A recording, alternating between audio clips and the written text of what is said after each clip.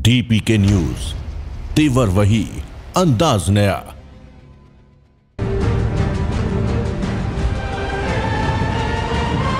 संपर्क में लगे हुए हैं और वोटरों को लुभाने में लगे हुए हैं। इसी बीच हमारे साथ में हैं गजानन जी गोयल साहब। इनसे बात करते हैं और पता करते हैं कि किन किन मुद्दों को लेकर ये विकास कार्य करवाएंगे और गांव में प्राथमिकता किस मुद्दे को देंगे।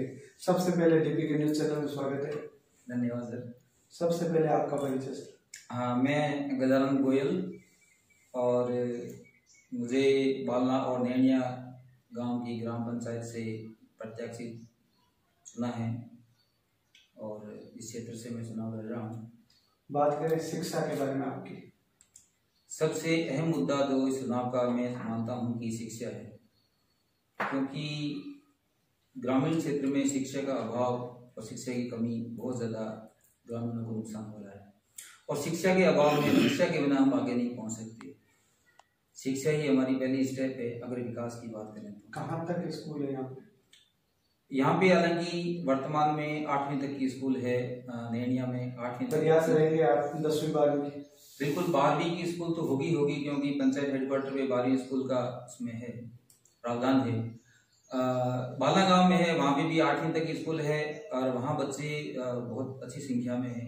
नैनिया गांव में बच्चे बहुत अच्छी संख्या में हैं। मैं चाहूँगा कि यहाँ पे भी 12वीं की स्कूल हो, बाला में भी, और उसमें भी नैनिया में जो स्कूल है वो शीघ्र ही क्रमोन्नत करवा ही देंगे, क्योंकि इस सत्र में ही 9वीं और 10वीं का सत्र चालू हो जाएगा। बात करें चिकित्सा के बारे में, अभी क्या कंडीशन है? गाँव में चिकित्सा की स्थिति बहुत ही जर्जर है। यहाँ पे बाला में तो कोई सुविधा नहीं है। नैनिया में सिर्फ एक उप चिकित्सा केंद्र है, उप स्वास्थ्य केंद्र है। मेरा प्रयास रहेगा कि PHC हो नैनिया गांव में और बाला में उप चिकित्सा स्वास्थ्य केंद्र हो, ताकि विशेष रूप से जो क्रिटिकल केस हो, एक्सीडेंटल केस हो या डिलीवरी केस हो, क्योंकि मुख्य समस्या डिलीवरी होती है, इमीडिएटली भागना पड़ता है, तो ये अगर सुविधाएं यहाँ चालू हो जाए तो ये बहुत ही अच्छा होगा। मैं इसके लिए पूरा प्रयास करूंगा। दूसरा, इसमें मैं एक चीज और ऐड करना चाहूंगा कि कई बार दिक्कत होती है कि वृद्धजन है, कोई एक्सीडेंटल केस है तो हमारे यहाँ, या डिलीवरी केस है तो बाहर जाने के लिए हमारे पास साधन नहीं है, व्यक्तिगत साधन करने पड़ते हैं। मैं ये चाहूंगा कि पंचायत की ओर से एक वैन जो है, एम्बुलेंस है, उसकी व्यवस्था की जाए और उसमें, ताकि किसी भी कोई वर्ग का हो, विशेषकर निर्धन वर्ग हो जो एक बड़ा पेमेंट देने में सक्षम नहीं है, उनको भी चिकित्सा सुविधाएं समय पर मिल सके। तो एक मेरा ये बिल्कुल पुरजोर प्रयास रहेगा कि गांव में एक एम्बुलेंस की व्यवस्था हो पंचायत में, ताकि दोनों गांव में, पूरी ग्राम पंचायत में किसी को भी एम्बुलेंस की जरूरत हो, चाहे वो वृद्धजन हो, चाहे डिलीवरी केस हो, चाहे एक्सीडेंटल केस हो, तो उसको बिना पैसे व्यय किए ये सुविधाएं मिल सके। बात करें पानी के बारे में, वर्तमान स्थिति में पीने के पानी की क्या कंडीशन है? आप सरपंच बनने के बाद में कैसे सुविधाएं दे पाएंगे? पीने के पानी की व्यवस्था यहाँ पर्याप्त नहीं है। बहुत से मैं ढाणियों में मैंने अभी विजिट किया है, पीने के पानी की व्यवस्था है नहीं। टैंकरों से पानी लेना पड़ता है, टैंकर 600 रुपये पर टैंकर के ले रहा है। तो क्या नए कुएं बनवाने के लिए प्रयास नहीं? बिल्कुल नया कुएं लगा गए, प्लस हर पूरे गांव में पाइपलाइन बिछाई जाएगी। पानी तो ट्यूबवेल में आ ही रहा है, इतनी बड़ी समस्या नहीं है, बट पाइपलाइन की व्यवस्था पर्याप्त रूप से नहीं है। बहुत सी ढानियों में पानी जा नहीं रहा है, उनको या तो मूल गाड़ी से टंकी में जाना पड़ रहा है या वो टैंकर से पैसे व्यय करने पड़ते हैं। पैसे और समय दोनों का व्यय होता है, जबकि ये हमारी सरकार की ये मंशा है कि हम हर व्यक्ति को पानी दें, हर व्यक्ति के यहाँ ढाणी में पानी पहुंचे। तो ये प्रयास रहेगा कि पूरे गांव में पाइपलाइन बिछाई जाएगी, कोई भी ढाणी ऐसी नहीं रहेगी जहाँ पाइपलाइन नहीं पहुंचेगी। बात करें आर्थिक स्वावलंबन के, आप बता रहे हो जैसे, उसके लिए कैसे प्रयास? बिल्कुल मेरा चुनाव का मुख्य एजेंडा उसमें आर्थिक स्वावलंबन है। हम लोग रोजगार की कमी लग रही है, हम लोग सब सोचते हैं कि सरकारी नौकरियां मिल जाए, हर आदमी पढ़ता है सरकारी नौकरी करने के लिए। नौकरियां सीमित मात्रा में, सबको नौकरी बिल्कुल सीमित नौकरियां हैं और हम पढ़ भी अच्छे रहे हैं और कैंडिडेट है एक पोस्ट के लिए 1000, 50,000 एक कैंडिडेट आ जाता है एक पोस्ट के लिए। तो मुद्दा ये नहीं है कि हम पढ़ लिख के सरकारी नौकरी करें, मुद्दा ये है कि हम आर्थिक स्वावलंबन करें, हम अपने पांव पे खड़े हों। तो अगर ग्रामीण क्षेत्र की बात करें तो हमें यहाँ पे गांव में ट्यूबवेल लगाने चाहिए। गांव में यहाँ खेत में ट्यूबवेल लगाने चाहिए। ट्यूबवेल होगा तो हमें क्या है, रोजगार के लिए बाहर जाना नहीं पड़ेगा, क्योंकि हमारे यहाँ पानी की उपलब्धता है, पानी आ रहा है, बहुत से ट्यूबवेल चल भी रहे हैं। दूसरा इसमें मुद्दा रहेगा कि डेयरी व्यवसाय हम कर सकते हैं। बहुत सी सरकारी योजनाएं ऐसी है जिसमें हम डेयरी से दूध उत्पादन करके हम आर्थिक स्वावलंबन कर सकते हैं। पशुपालन है हमारा तीसरा, क्योंकि यहाँ हमारी मुख्य जो कृषि पर आधारित अर्थव्यवस्था है, हमारे अधिकांश लोग कृषि पर ही है डिपेंड। उद्योग तो यहाँ है नहीं, क्योंकि उद्योग लगाना यहाँ नामुमकिन है या मुश्किल है। तो बात करें सरकारी जो योजनाओं के तहत सभी आर्थिक स्वावलंबन बनने के लिए सभी योजनाएं यहाँ पे आप उपलब्ध करवाएंगे? बिल्कुल बिल्कुल, सरकार ने बहुत सी योजना ऐसी बना रखी है, जनता को पता ही नहीं है कि आर्थिक स्वावलंबन है क्या। अभी जनता सिर्फ है कि आवास योजना और इसी में पीछे बहती है, जबकि सरकार ने ऐसी ऐसी योजनाएं बना रखी है कि हर आदमी अपने पांव पे खड़ा हो। और ये जो अभी प्रधानमंत्री ने कहा था, हम अपने पे डिपेंडेंसी मतलब खत्म, दूसरों पे डिपेंडेंसी खत्म करें, हम खुद पे स्वावलंबी बने। तो इसमें बहुत सी योजनाएं उनको लागू करेंगे और उनके लिए बहुत से चैनल है जहाँ हमें फाइनेंस भी मिलता है। बात करें जैसे अपने यहाँ पे कोलायत मुख्यालय से आपके 30 से 35 किलोमीटर गांव की दूरी है जी, तो यहाँ पे आने के लिए सड़कों की कैसी दुर्दशा है या सुचारू रूप से बनी हुई है? सड़कें कुछ हालत में ठीक है, लेकिन कुछ छोटी छोटी सड़कें भी है। स्पेशली मैं ये चाहूंगा कि गांव में जैसे हम कृषि को अगर महत्व दे रहे हैं तो हर गांव हर ढाणी में हमारी सड़क पक्की सड़क होनी चाहिए, ताकि आने जाने में असुविधा नहीं हो। बच्चों को अगर है जैसे आपको साइकिल से स्कूल जाना चाहिए, तो अगर सड़क नहीं है तो कैसे पढ़ेंगे वो? हम अगर बच्चों की पढ़ाई की बात कर रहे हैं, उनको साइकिल सरकार दे रही है और भी दे रही है, साइकिल खुद भी खरीद सकते हैं, बट अगर रोड नहीं है तो साइकिल का क्या उपयोग है? तो मैं चाहूंगा कि हर ढाणी हर गांव हर ढाणी हर घर में एक पक्की सड़क बने, जिससे हमारे बच्चे अच्छे पढ़े और पूरे गांव को उसकी सुविधा मिले और उससे सभी को फायदा मिले। बात करें बैंक के बारे में, अभी क्या कंडीशन है? बैंक आपके कोई है या नहीं है? अगर नहीं है तो कैसे प्रयास करेंगे? हिंदुस्तान में बैंकिंग बहुत ज्यादा डेवलप हो रही है और हमारे गांव की दुर्दशा ये है, पूरी पंचायत की दुर्दशा ये है कि यहाँ बिल्कुल भी कोई सुविधा नहीं है। यहाँ से कहाँ जाना पड़ता है बैंक सुविधाओं के लिए? यहाँ से जो नजदीकी बैंक हमारा पड़ता है जज्जू ग्राम पड़ता है, बट मैं ये कहता हूँ कि सरकार एक वृद्धावस्था पेंशन दे रही है, 750 रुपए या 1000 रुपए पेंशन दे रही है। उसके लिए अगर उसको गांव जाना पड़े तो उसमें 100-150 रुपए से खर्च हो जाते हैं, प्लस उसका समय व्यय होता है। तो मेरे लाइन में रहकर उसको हाँ मिले नहीं, लेन देन न हो तो दुख की बात यह है कि 1 तारीख से 5 तारीख तक तो बैंकों में इतनी भीड़ होती है कि दूसरे सामान्य ग्राहक या पेंशनर के खिलाफ जाए नहीं। सब आपके प्रयास रहेंगे कि यहाँ पर एक नया बैंक या ग्राहक सेवा केंद्र? बिल्कुल, मेरा पहला प्रयास होगा कि यहाँ बैंक हो। बैंक बहुत जरूरी है, क्योंकि बैंक के बिना अर्थव्यवस्था आगे नहीं चल सकती है।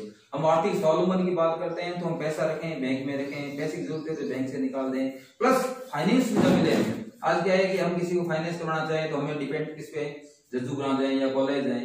तो हम चाहते हैं कि यहाँ एक प्रयास करेंगे हम यहाँ एक अच्छा बैंक खुले, और बैंक की जो बेनिफिट, बहुत से बेनिफिट है, हम बैंक के बिना यहाँ चला ही नहीं सकते, क्योंकि सारे पैसे अब ऑनलाइन का टाइम हो गया है। जो भी पेमेंट आता है वो सारा बैंक में आता है। बिल्कुल पूर्ण रूप से बैंक खुलेंगे, लेकिन हो सकता है कि पहले अगर बैंक की अप्रूवल नहीं मिले तो हम ग्राहक सेवा केंद्र तो अवश्य खुलवाएंगे, वो तो अगले 1 महीने के अंदर ही हम प्रयास करेंगे। बात करें एक नए मुद्दे के बारे में, जैसे सरकार के लिए जनप्रतिनिधि सरकार के रूप में कार्य करती है, ग्रामीण क्षेत्र में गांव की सरकार पंचायत है, तो पंचायत स्तर पे यहाँ गौशाला के लिए, पशुओं के लिए अब नहीं, अभी या गौशाला है या नहीं है? नहीं है तो आप कैसे प्रयास करेंगे? बहुत बड़ी समस्या है। मैं जितने भी यहाँ कृषक भाइयों से मिला हूँ, उनकी समस्या यही है कि आवारा पशु बहुत ज्यादा है। आवारा पशुओं की समस्या के लिए हमने क्या है कि जो भी पंचायत से फंड होगा या हम व्यक्तिगत से मदद करके, और यहाँ पे एक बड़ी गौशाला का प्रस्ताव मैंने रखा है, यहाँ मीटिंग भी की है, और मैं चाहूंगा कि उस गौशाला में जितने भी आवारा पशु है वहाँ रहें, और कृषकों को जो इन आवारा पशुओं से नुकसान होता है वो रोका जा सके। बात करें बालिका शिक्षा के बारे में, जैसे यहाँ पे कन्या विद्यालय या उनमें स्टाफ की कमी या ठंडे पानी की व्यवस्था, कैसे प्रयास करें? अगर हम लड़कियों के बारे में बात करें तो एक तरफ तो सरकार कह रही है कि लड़कियों को पढ़ाया जाए, लेकिन यहाँ बहुत दुर्दशा है। 8वीं कक्षा के बाद लड़कियों को बाहर भेजने में एक उनके पेरेंट्स हैं वो भी हेजिटेट होते हैं, और दूसरा जो है कि एक तो पेरेंट्स, क्योंकि 8वीं के बाद बच्चे से बड़ी हो जाती है तो हेजिटेशन रहती है, रिश्तेदार बाहर रहते नहीं है, आर्थिक स्थिति ऐसी है नहीं कि हॉस्टल में रखा जाए। तो समस्या ये है कि हम चाहूंगा कि महिलाओं के लिए, लड़कियों के लिए स्पेशली कि अलग स्कूल की व्यवस्था की जाए, और आसपास के गांवों के लिए मैं भी ये चाहूंगा कि हॉस्टल टाइप रखा जाए गर्ल्स के लिए, चाहे वो हम पंचायत की तरफ से या और हम मदद और भामा साहब और उनसे मदद लेके ऐसी व्यवस्था की जाए ताकि बच्चियों को ज्यादा से ज्यादा पढ़ाया जा सके। क्योंकि अब पूरे हिंदुस्तान में आज की डेट देखा जाए तो लड़कों की बजाय लड़कियां बहुत अच्छा पढ़ रही हैं, रिजल्ट उनका सब जगह बहुत अच्छा आ रहा है, नौकरी भी बहुत ज्यादा आ रही है। स्टाफ की कमी के बारे में तो वो दूरी करें। बिल्कुल, स्टाफ के बिना तो पढ़ाई कहाँ होगी, क्योंकि हम देख रहे हैं कि कई कई क्षेत्रों में तो बच्चे हैं। पानी की व्यवस्था, बिल्कुल पानी तो गर्मियों में मैं चाहूंगा कि आरओ का प्लांट लगाया जाए स्कूल में कम से कम, क्योंकि बच्चे जब स्वस्थ होंगे तो बढ़िया पढ़ेंगे। न्यूट्रिशन उनको एक तो जो पोषाहार मिलता है उसकी भी गुणवत्ता की जांच हो और उनके लिए एक आरओ का एक प्लांट लगाया जाए ताकि पानी पीने में ठंडा पानी मिले और दिक्कत नहीं आए। ये मेरा प्रयास रहेगा मेरा। अभी बात करें बरसात के दिनों में, तो बरसात के दिनों में पानी निकासी के लिए ज्यादातर समस्या रहती है ग्रामीण क्षेत्रों में, बहुत, उसके लिए क्या प्रयास है? बहुत, ये गांव में कॉमन समस्या है। पानी एक जगह गांव में इकट्ठा हो जाता है, निकल नहीं सकते, गांव घर के आगे पानी भर जाता है। इसलिए सीवरेज के लिए सीवरेज सिस्टम या नाली सिस्टम ऐसी व्यवस्था करेंगे तो प्रस्ताव करके पंचायत से, ताकि ग्रामजन को इसमें फायदा मिल सके। बात करें पीएम आवास योजना के बारे में और साथ ही गाने गाने तक बिजली पहुंचाने की योजना। बिल्कुल बिल्कुल बिल्कुल। अभी मैंने पूरे दोनों गांवों में विजिट किया है और मुख्य समस्या ये रही है कि कई लोग तो इतने हैं कि वहाँ एक भी पक्की ईंट भी नहीं मिलती। मैं उसकी लिस्टिंग करूंगा सबसे पहले कि जिन जिन के पक्का मकान नहीं है सबसे प्रायोरिटी से जरूरतमंद को पहले मकान दिया जाए। भाई मकान हमें फुल दे रही है, सरकार पूरा सपोर्ट कर रही है, तो जरूरतमंद को आइडेंटिफाई करके सबसे ज्यादा बेनिफिट उन्हीं को दिया जाए। उसके बाद दूसरा और भी है, कैटल शेड है, कैटल शेड बनाएंगे हम, जलकुंड है, जलकुंड बनाएंगे। बहुत सी ऐसी सुविधाएं हैं जो ग्रामीणों को पता ही नहीं है। एक एक सुविधा है जो जरूरतमंद है। आम परिवार को बात करें अपन तो पट्टा आवंटित की, मैंने यहाँ चर्चा की थी, किसी के पास कोई पट्टा नहीं है। आज हम अगर आप सरपंच बनते हैं तो कैसे प्रयास करेंगे? बिल्कुल, हम पट्टे जारी करेंगे। यहाँ से ये प्रस्ताव ले उठाएंगे कि यहाँ सबको पट्टे बनने दो फायदे हैं, क्योंकि किसी की शादी हो और कोई फंक्शन हो तो ऋण चाहिए तो पट्टे से लोन मिल सकता है, ठीक है, हाउसिंग लोन ले सकता है, घर बना सकता है कोई भी। पट्टा तो होना ही चाहिए। पट्टे के लिए हमने पुरजोर प्रयास करेंगे इसके लिए। बात करें गरीब परिवारों को अनाज के लिए यानी खाद्य सुरक्षा, अभी क्या कंडीशन है और आप सरपंच बनने के बाद में क्या जरूरतमंद लोगों के खाद्य सुरक्षा में नाम जुड़वाएंगे? अभी बहुत ज्यादा अव्यवस्था है, कईयों के नाम चल रहे हैं, कईयों का आज तक नाम ही नहीं आ रहा, उसको कुछ खाद्य सामग्री मिल ही नहीं रही है, अनाज मिल ही नहीं रहा है। तो मैं इसमें सर्वे करके एक एक व्यक्ति का जो जरूरतमंद है उसको खाद्य सुरक्षा में नाम एड करवा के उनको पूरा राशन का वितरण किया जाएगा। बात करें जॉब कार्ड मनरेगा के बारे में, तो क्या नए जॉब कार्ड बनाए जाएंगे?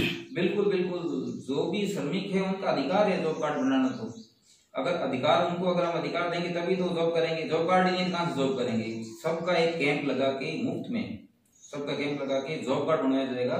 और जॉब कार्ड खाली जॉब कार्ड बनाने तक ही सीमित रहेंगे, सबको मिनिमम 100 दिन गारंटेड रोजगार दिया ही जाएगा। हो सकता है कि सरकार का प्रयास है 150 दिन दे, हम 100 से ऊपर भी दे सकते हैं, पर 100 दिन तो मिनिमम गारंटेड रोजगार देंगे ही देंगे। अंतिम सवाल, ग्रामीण क्षेत्र में नशा सबसे ज्यादा बढ़ रहा है, तो आपके द्वारा कैसे जागरूक किया जाएगा नशा मुक्त गांव बनाने के लिए? बिल्कुल, मैं यहाँ गांव में जो मीटिंग की तो लोगों ने कॉमन समस्या ये बताई, डोडा यहाँ का सबसे बड़ा नशा है, शराब है यहाँ नशे में। तो ये दोनों चीजों से जो विकास नहीं हो रहा सही कारण है। नशा के साथ में एक और चीज कहूंगा, सामाजिक कुरीतियों में लोग उलझे हुए हैं, अंधविश्वासों में उलझे हुए हैं, भोकों के चक्कर में लोग पड़ रहे हैं अशिक्षा की वजह से। इन सबको भी मैं चाहूंगा कि एक आदर्श गांव बनाएंगे जहां नशा मुक्ति करेंगे, अंधविश्वासों से मुक्ति दिलाएंगे और लोगों को जागरूक किया जाएगा। बिल्कुल, एक ब्लॉक वाइज टीम बना के उसमें रेगुलरली मीटिंग करेंगे, रेगुलर किसी चीज के पीछे पड़ेंगे तभी वो सॉल्व होगी ना। समस्या है, हमारी समस्या सबको पता है, लेकिन हम तो सॉल्यूशन के लिए कोई प्रयास ही नहीं कर रहे। उसके लिए आप टीम बना के प्रयास करेंगे। साथ ही बात करें अपने यहाँ पर आदर्श गांव के लिए आपने बताया, तो खेल कूद मैदान के लिए बिल्कुल, अभी जो आयुर्वेदिक स्कूल हो रही है नया गांव में, उसका बजट भी आया था, उसमें प्रस्ताव आया था, वो उनके मैदान तो चाहिए। हेल्थ, बच्चे जब हेल्थी होंगे तभी बढ़िया पढ़ेंगे, न्यूट्रिशन खाना मिलना चाहिए उनको बढ़िया के लिए मुद्दा है ये खेल कूद मैदान। बिल्कुल बिल्कुल, यहाँ वॉलीबॉल के लिए कोर्ट लगाएंगे, बैडमिंटन के लिए कोर्ट लगाने की सोच रहे हैं, कबड्डी के लिए मैदान कर रहे हैं। बिल्कुल, बड़ा सा एक हम जगह ढूंढ रहे हैं, हम यहाँ पे ढूंढेंगे यहाँ पे, और भामा साहब कोई सपोर्ट भी करेंगे हमारे को, और सरकार से भी मदद लेंगे इसमें, खेल कूद और उसके लिए मैदान के लिए पूरा प्रयास करेंगे। कुल मिला के चहुमुखी विकास की ओर आप अपने गांव को लेके जाएंगे। बिल्कुल, देखो खुशहाल गांव, मेरा जो नारा है खुशहाल गांव सबका विकास।